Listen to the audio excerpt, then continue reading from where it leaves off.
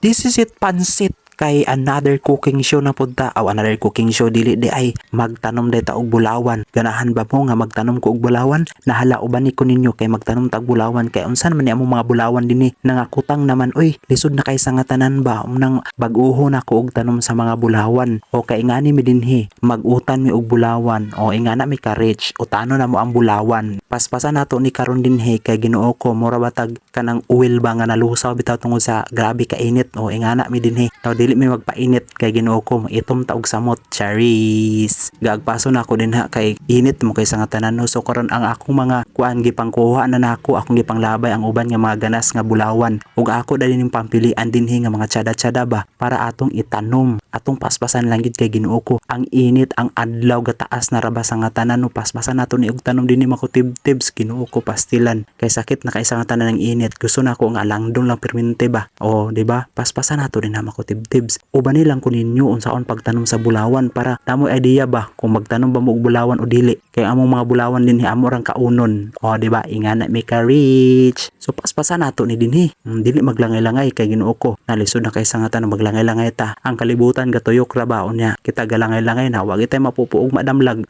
kay galinog na ra ba bitaw joke ra ko tibtibs. So ingani ni ko tibtibs so atong paspasan gid og maayo banatay og tanom din hagons para mahumanta para ugma maturok na ugma mamunga na siya bitaw mga tibtibs mo na siya ang na akong natanom din nga mga bulawan. Ginoo ko dili sayon kapoy kay sa nga tanan no sakit pagid sa kamot sa bukton og dinha na lang mga tibtibs daghang salamat sa inyong paglantaw sa akong video na enjoy ba mo sa pagtanom nako sa bulawan na mauna na karon dinha.